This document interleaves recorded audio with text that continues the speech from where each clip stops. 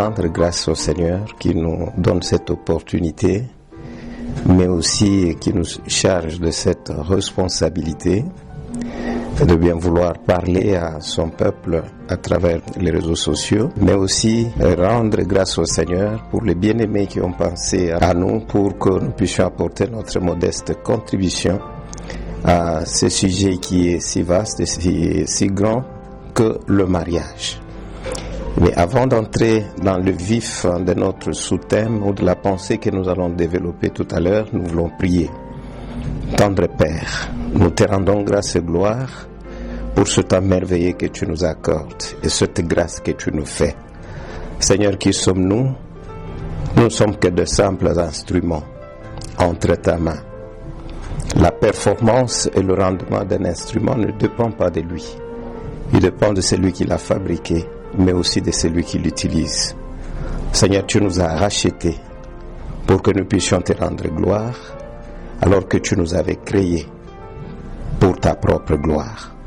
Bénis ces instants, ouvre l'oreille de quelqu'un, atteins ton but à travers nous, et que tu bénisses un couple pour la seule gloire de ton nom. Au nom de Jésus, nous avons ainsi prié. Amen. Nous prenons juste un texte dans le livre de Cantiques des Cantiques. Nous sommes au chapitre 2e, le verset 15e. Un seul verset que nous allons lire, de descendre jusqu'au verset 16. Prenez-nous le renard, les petits renards qui ravagent les vignes, car nos vignes sont en fleurs. Mon bien-aimé est à moi, et je suis à lui. Il fait paître son troupeau parmi les lys. Amen. Dans notre introduction, nous voulons juste parler, comme je venais de le dire, de la pensée qui est tirée de cette grande pensée ou de ce grand thème qui s'intitule sous forme d'une question: comment ont-ils fait pour réussir leur mariage? Comment ont-ils fait pour réussir leur mariage? D'aucuns pensent que la réussite du mariage dépend de l'application des astuces que nous pouvons lire dans les réseaux sociaux. Et certains aussi pensent qu'à partir des idées contenues dans des magazines, les modèles de mariage dans les séries télévisées, les principes philosophiques dictés par certains penseurs libres, les clés et les secrets des expériences dans le domaine du mariage. Mais nous disons que tout ce qui est bâti sans Dieu est semblable à la tour de Babel. Et donc, on peut réussir dans le mariage sans réussir le mariage. Réussir le mariage selon les hommes et non selon Dieu. Tout comme on peut avoir une maison de pain sans paix, une maison d'abondance sans joie. C'est quoi le mariage? Nous voulons nous situer rapidement par rapport à la pensée de Dieu. Le plan de Dieu quant à ce qui concerne le mariage, lorsque nous lisons Genèse chapitre 1er, le verset 27, nous tirons une pensée dans ce verset qui nous enseigne sur l'égalité spirituelle de l'homme et de la femme. Et tandis que Genèse 2, 18 nous enseigne la complémentarité de l'homme et de la femme dans le foyer. Mais cela ne voudrait pas dire que la femme est une aide pour l'homme, mais la femme, c'est une aide de Dieu à l'homme. Amen. Et bien aimé, ces deux passages révèlent que le mariage est d'abord spirituel avant d'être biologique. Et c'est une relation que Dieu a pensée pour l'homme et la femme, et laquelle relation révèle un des aspects du plan parfait de bonheur de l'homme et de la femme selon Dieu. Mais vous allez voir que tout ce que Dieu planifie en bien pour l'homme, l'ennemi n'a jamais été content. Et c'est ainsi qu'il s'est attaqué au mariage depuis le jardin d'Éden. Et lorsque le péché a affecté le mariage, il a également affecté la relation parfaite de l'homme et de la femme par la perversion de pensée et de considération. Ainsi, l'égalité spirituelle dont nous avons fait allusion tout à l'heure dans Genèse 1er 27, mais aussi la complémentarité dans Genèse 2, 18, ont été remplacés par la domination, l'égoïsme et autres vices que nous sommes en train de vivre actuellement dans le couple marié. Et quels sont les objectifs? Il y en a plusieurs que l'ennemi s'est assigné et qui demeurent toujours et aujourd'hui même, qui continue à plonger bien des couples dans la détresse. Que nous pouvons en citer 3. Le premier objectif, l'ennemi a voulu de faire ce que Dieu a fait en Éden. Et aujourd'hui, nous ne pouvons pas être étonnés de ce mariage qui se fond et qui se défend.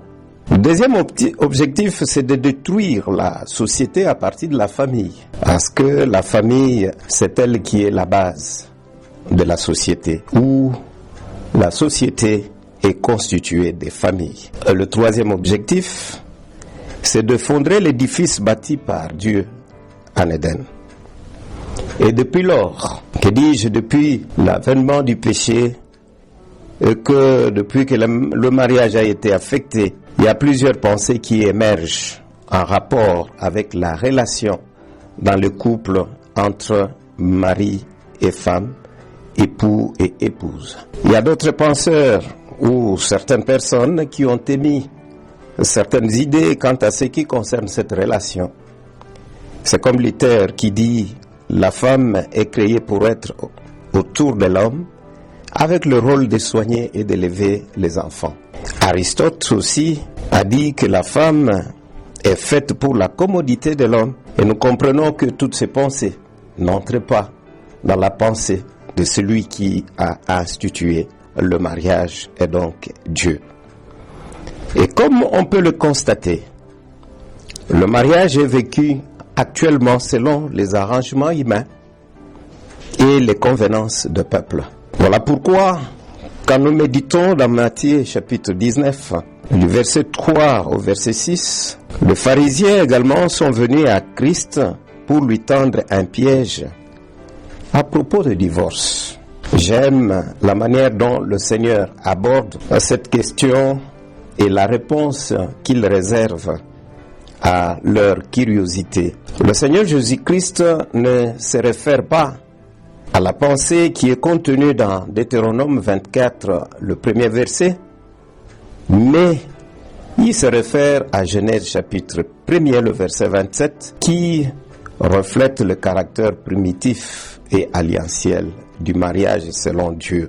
Autrement dit, le Seigneur Jésus-Christ voulait les convier à comprendre que vous ne pouvez pas réussir le mariage sans vous approprier de la pensée initiale de Dieu sur le mariage. Et puis de deux, il voulait également les appeler à comprendre que c'est par lui, Jésus-Christ, que le mariage serait restauré dans son fondement initial.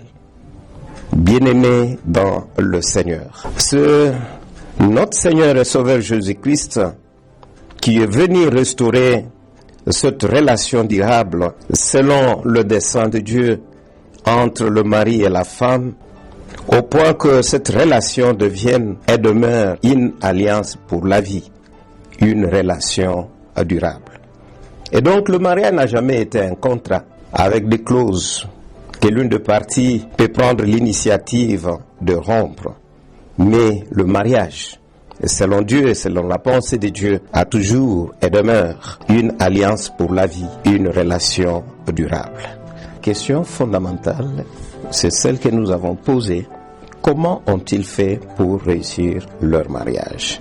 Ce qu'ils ont fait, il y en a beaucoup, mais nous avons retenu tout simplement 3 petites choses que nous ne saurons pas développer en long et en large, mais du moins émettre quelques idées qui peuvent être comme des principes à suivre pour que cela soit aussi possible pour vous, parce que ceux qui ont réussi dans leur mariage sont aujourd'hui comme des témoins qui regardent tous ceux qui sont en train d'être plongés ou tous ceux-là qui sont en détresse par rapport à la gestion de leur relation d'amour, qui disent « nous sommes passés par là, mais comment avons-nous fait que ce que nous avions fait, qu'avons-nous fait pour que nous puissions réussir notre mariage ?» Le premier point, c'est être en Christ. Tout à l'heure, nous avons parlé de Christ qui est venu restaurer la relation durable entre le mari et la femme. Et donc, vous ne pouvez pas réussir le mariage en dehors de Christ. Être en Christ, c'est fondamental. Pourquoi? Parce que lorsque le mari est en Christ et que la femme est en Christ, ils ont un point commun, c'est-à-dire ils ont la nouvelle vie ou la nouvelle nature. C'est la vie de Dieu qui coule en eux, c'est la nature de Christ qu'ils ont. Et désormais, par cette nature, ils sont dépouillés de l'ancienne nature et que la nature de Christ leur permet maintenant de se comprendre mutuellement à la lumière de la parole de Dieu. Et donc, l'unique moyen pour réussir le mariage, en vue de vivre un coin de paradis sur la terre, il faudrait être en Christ. À la croix de Golgotha, Jésus-Christ a crié que tout est accompli. Et dans ce qu'il a accompli, il a également accompli la restauration de la relation durable dans le mariage, avec désormais la possibilité d'être en Christ et de vivre le mariage selon la pensée de Dieu. Je ne voudrais pas m'étendre en profondeur par rapport à ça, parce que je suis en train de m'adresser aux couples chrétiens, et même à ceux-là qui aspirent à devenir mari et femme, mais en dehors de Christ, ils doivent comprendre que également il faut d'abord être en Christ pour réussir le mariage. Le deuxième point, c'est vivre pour Christ dans le mariage. Vivre pour Christ dans le mariage. Le fait qu'ils ont la nature de Christ l'un l'autre, et pendant qu'ils sont en train de consommer leur mariage, ils ont le focus sur Jésus-Christ qui est le consommateur de leur foi. Voilà pourquoi la pensée de Dieu a toujours été que nous soyons à l'image de son Fils. C'est le but même. Et pourquoi nous sommes en Christ? C'est pour être à l'image de Christ. Figurez-vous un mari et une femme qui regardent dans la même direction, qui regardent à Christ, et ils ne peuvent que, en ressemblant à Christ, vivre également pour Christ, même dans leur foyer, dans leur famille. Et donc, le plan de la restauration du mariage a existé avant le but de la destruction du mariage par le diable au moyen du péché. Christ n'a jamais été le plan de crise pour Dieu, mais il a été préparé pour la rédemption avant la fondation du monde. Ainsi donc, quand nous lisons la lettre de Paul aux Romains, au chapitre 6e, le verset 12, Paul insiste, il dit, pour ceux qui vivent pour Christ dans leur foyer, dans leur mariage, il ne faudrait pas que le péché règne en eux. Ni moins encore, ils ne doivent pas obéir à ces convoitises. Pourquoi? Tout simplement parce que le péché vide la teneur spirituelle de la relation entre mari et femme et avait pour conséquence plongé cette relation d'amour dans une détresse incalculable. Et vous allez comprendre que toutes les crises que nous connaissons au sein de certains couples ne sont pas d'abord des crises matérielles, mais beaucoup plus des crises spirituelles. Quelqu'un a dit, la nature du péché conduit à vivre pour soi-même, tandis que la nature du salut conduit à vivre pour Jésus-Christ et pour l'autre. Cela nous amène maintenant, parce que nous devons aborder le problème énoncé dans notre texte de base qui est Cantique des Cantiques au chapitre 2e, le verset 15. Et nous croyons que le Seigneur nous fera grâce pour que prochainement que nous puissions maintenant exploiter le 2 versets et pour asseoir cette pensée. Et donc, aujourd'hui, nous pouvons nous résumer pour dire qu'après avoir vu le plan de Dieu quant à ce qui concerne le mariage, après la brève introduction qui a été faite, après avoir vu le but du diable, et nous sommes passés directement à la restauration du mariage à travers l'œuvre de la croix. Et c'est ce que Christ a accompli. Et donc, nous étions en train de parler pour réussir dans le mariage. Pour réussir le mariage, je voulais dire, il faut d'abord être en Christ. Et lorsque vous êtes en Christ et que vous êtes en pleine consommation du mariage, vous devez vivre pour Christ dans le mariage et chercher jour après jour à ressembler Christ. Seigneur, nous voulons te rendre grâce et gloire pour ce temps, pour cette grâce et pour cette faveur. Merci pour ta parole qui a été annoncée. Nous avons reçu la semence, nous l'avons sémée. Nous n'avons pas la capacité ni d'arroser, ni de faire germer. Seigneur, merci, parce que c'est toi qui donnes la semence au semeur. Maintenant, cher Saint-Esprit, nous te prions de faire le travail dans le cœur de quiconque a écouté ce bref message, afin que Jésus-Christ soit glorifié. Tout pour la gloire de celui qui nous a aimés alors que nous n'étions pas aimables, et qui nous a introduits dans une relation profonde et éternelle avec lui par Jésus-Christ. Nous avons dit et nous avons prié. Amen. Oh Jésus, ma joie. Oh Jésus, tu es. Oh Jésus, tu es ça. Oh Jésus, tu es. Shalom bien-aimés, nous rendons grâce au Seigneur qui veille sur nos vies et qui rend possible encore ce moment pour que nous puissions continuer la pensée que nous avions développée et que nous voulons, par la grâce de Dieu, essayer un peu encore plus entrer en profondeur. Nous prions. Tendre Père, merci de bénir ces instants. Nous croyons, Seigneur, que chaque jour a un mystère. Et le mystère de ce jour, c'est que tu veux bénir un couple qui est en détresse. Et tu veux faire du bien, Seigneur de gloire, à un couple. Seigneur, oh Dieu, qui a souffert pendant longtemps. Merci de le toucher. Tu dis que tu envoies ta parole et ta parole guérit. Guéris ce couple pour la seule gloire de ton nom. Nous avons prié au nom de Jésus. Amen. Bien-aimés dans le Seigneur, Shalom. Et le passage que nous avions utilisé, c'est Cantique des Cantiques, chapitre 2, le verset 15 et 16. Il est vrai que le livre des Cantiques a pour but de présenter l'amour de Christ pour le sien. Mais dans le contexte et en rapport avec la pensée que nous sommes en train de développer, ici, il est question de la vigne et des renards. La vigne, c'est l'un des arbres prophétiques en Israël, à l'instar de l'olivier et du figuier. La vigne symbolise la communion. Il n'y a pas de communion sans relation. La vigne symbolise aussi la joie, la bénédiction selon les contextes. Et dans ce passage, la précision de taille est que le renard choisisse en quel moment pour venir détruire. Le renard choisisse au moment où la vigne est en fleur. Et donc, cette relation d'amour a son comble pour produire les fruits. Et c'est alors que le renard s'introduise pour ravager.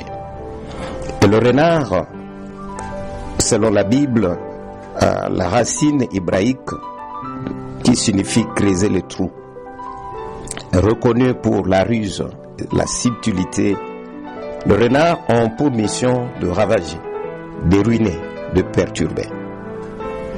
Bien-aimés, ceux qui vivent pour Christ dans leur mariage et qui cherchent jour après jour à ressembler Christ sont ceux-là qui ne peuvent pas héberger les petits problèmes, soit-il lesquels problèmes peuvent, n'est-ce pas, au fil du temps, chercher à ruiner cette relation et plonger les couples mariés dans la détresse.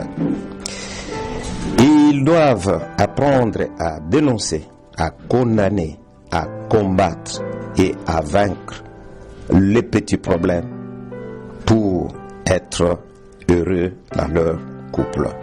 Quelqu'un a dit, ce que tu ne détruis pas aujourd'hui peut te détruire demain. Et donc, nous ne pouvons pas, en tant que couple, si nous voulons réussir dans notre mariage, laisser les petits péchés qui s'introduisent dans notre relation comme de petits renards, ayant comme objectif, comme mission, de ruiner notre relation. Et à ce moment-là, nous ne pouvons pas prétendre réussir le mariage si nous pouvons laisser ces petits péchés s'accumuler, parce que un péché ouvre toujours la porte à un autre péché. Ainsi, cela nous introduit à parler de notre troisième point. Nous avons parlé être en Christ. Nous avons parlé de vivre pour Christ dans le mariage et ressembler Christ. Et le troisième point, c'est de demeurer des bons chrétiens dans le couple. Demeurer des bons chrétiens dans le mariage. Quand le mari et la femme cessent d'être des bons chrétiens dans leur couple, ils auront la tendance à considérer qu'il y a des péchés que Dieu ne condamne pas parce qu'on est marié. Loin de là, ça c'est une aberration. Pour Dieu, le péché reste péché. Je posais une question à un bien-aimé ou au bien-aimé pour dire, est-ce que vous pouvez avoir le culot d'injurier une maman, un papa de l'église? Ils ont répondu, non, je ne peux pas le faire. Alors maintenant, quelle est cette facilité que nous avons d'injurier, par exemple, notre épouse? Est-ce que injurier un papa ou une maman à l'église, c'est un péché? Est-ce que injurier notre épouse à la maison, est-ce que c'est un péché? Et donc nous avons toujours cette tendance de ne pas vouloir demeurer de bons chrétiens, alors que la nouvelle nature de Christ que nous avons, par cette nouvelle nature, nous sommes la même personne à l'église, à la maison et dans n'importe quel milieu où nous pouvons nous trouver, parce que nous n'avons plus d'identité à cacher.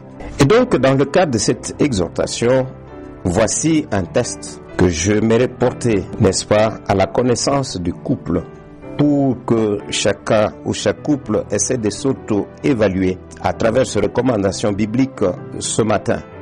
Ces recommandations, c'est en rapport avec le troisième point. Est-ce que vous continuez, mari, à demeurer un bon chrétien au sein de votre relation d'amour avec votre épouse ou votre femme? Est-ce que maman ou femme, tu continues également à être une bonne chrétienne dans votre couple? Je venais de le dire en amont que la nature de Christ en nous, par cette nature, nous devenons de bons frères, de bonnes sœurs, de bons parents, de bons enfants, des bons citoyens, des bons maris et de bonnes femmes. Et donc, voici le test. Nous allons lire dans Colossiens chapitre 3. Nous allons prendre quelques versets et puis nous allons sauter. Et chaque couple se mettra dans un coin pour essayer de s'auto-évaluer par rapport à ce point de recommandation pour savoir si réellement ils continuent à être de bons chrétiens, même dans la consommation de leur mariage. Et ce texte de Colossiens, chapitre 3, nous allons prendre le verset 8, le verset 9, nous allons sauter, lire en kangourou, mais à la maison, vous pouvez lire. Mais maintenant, renoncez à toutes ces choses, à la colère, à l'animosité, à la méchanceté, à la calomnie, aux paroles déshonnêtes qui pourraient sortir de votre bouche. Ne mentez pas les uns aux autres, vous étant dépouillés du vieil homme et de ses œuvres. Je saute. Ainsi donc, comme des élus de Dieu, saints et bien-aimés, revêtez-vous d'entrailles de miséricorde, de bonté, d'humilité, de douceur, de patience.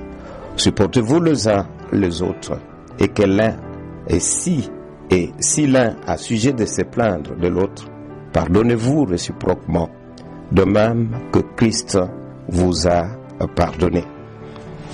Et enfin, le verset 18 et 19 disent: Femmes, soyez soumises à votre mari comme il convient dans le Seigneur. Marie, aimez vos femmes et ne vous agressez pas contre elles. Amen. Et donc voilà le test qui nous permet de nous auto-évaluer ce matin, chers couples, pour que nous puissions savoir si nous continuons à être de bons chrétiens dans notre mariage. Nous avons parlé des petits renards. Et ici, il y a toute une liste de petits renards qui plongent certains couples qui les hébergent sans toutefois se rendre compte que le renard a la capacité, à partir des petits trous qu'ils creusent dans les fondations de certains édifices, ils peuvent arriver à écrouler ces édifices-là. Et nous avons dit que ce renard ne pouvait symboliser que le péché qui peut, d'une manière subtile, se glisser dans une relation et vraiment plonger cette relation dans une détresse profonde. Et donc, il y a des recommandations qui ne sont pas des options. On dit renoncer. Et ce sont des choses, quand la Bible dit renoncer, si vous êtes un bon chrétien, vous devez renoncer. Renoncer à la colère. La Bible n'encourage pas la colère, mais la Bible encourage la maîtrise de soi. L'animosité, la Bible ne l'encourage pas. C'est cette forme de colère sévère, mais la Bible prône la bienveillance et la méchanceté. La Bible nous recommande de nous détacher du mal. La calomnie, la Bible également la condamne. Les paroles déshonnêtes, la Bible nous enjoint au respect et à l'honneur. Bien-aimés, qu'est-ce la colère a déjà fait comme un petit renard dans votre relation? Même cette nuit, même vous-même, vous savez comment vous vous êtes réveillé. La colère peut entrer dans une relation par une forme de ruse et subtilité comme un petit renard qui cherche à détruire la vigne pendant qu'elle est en fleurs. Il en est de même de l'animosité. Il en est de même de la calomnie, surtout des paroles déshonnêtes. Et la deuxième recommandation, la Bible nous enjoint de revêtir. Revêtez-vous, c'est un ordre. Et donc nous devons nous revêtir des qualités qui caractérisent la manière de vivre de Christ. La miséricorde, la bonté, l'humilité, la douceur, la patience. Et donc, supportez-vous et pardonnez-vous. Et la dernière partie, c'était la soumission et l'amour. Les bons chrétiens combattront toujours les incompatibilités et favoriseront les adaptations, les rajustements dans leur marche.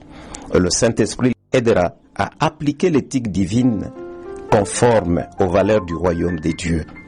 1 Pierre chapitre 3, le verset 7, la partie B, la Bible dit que rien n'est fasse obstacle à vos prières. Les victoires pour réussir dans le mariage ou pour réussir le mariage s'obtiennent à genoux. Et ceux qui réussissent leur mariage ne regrettent jamais du choix qu'ils se sont fait l'un l'autre. Je vis quelqu'un avec un anneau au doigt alors que sa femme lui avait déclaré le divorce. Mais je vis aussi un autre sous le toit conjugal, sans anneau au doigt, et qui disait qu'elle ne s'identifiait plus dans son mari.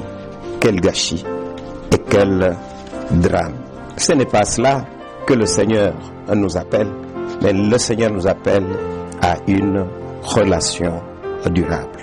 Comment réussir, comme nous étions en train de le dire, dans comment réussir le mariage, comment réussir dans leur mariage. Nous avons compris, en retenant les trois éléments, qu'est-ce qu'ils ont fait. Ce sont deux personnes de même nature que nous. Ils ont été tout simplement, personne n'est né chrétien, ils le sont devenus. Être en Christ, vivre pour Christ dans son mariage et ressembler Christ, demeurer de bons chrétiens dans le mariage. Voilà les trois points qui peuvent nous aider. Et le Saint-Esprit en appui et la prière, comme Paul pouvait dire que je sais que cela tournera à ma faveur grâce à la prière et à l'assistance du Saint-Esprit. Même vous qui nous écoutez à ces instants, c'est encore possible, il n'est pas encore tard.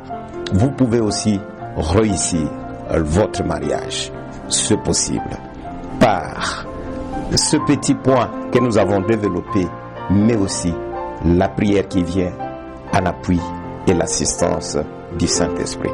Donc, honorez Dieu dans votre union. Il vous honorera tous les jours de votre union. et vous réussirez le mariage. Et vous entrerez dans les annales de ceux qui ont réussi. Qu'est-ce qu'ils ont fait?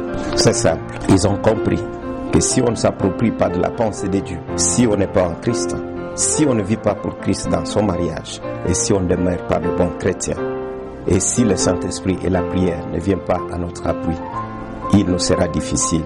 Christ lui-même a dit, sans moi, vous ne pouvez rien faire.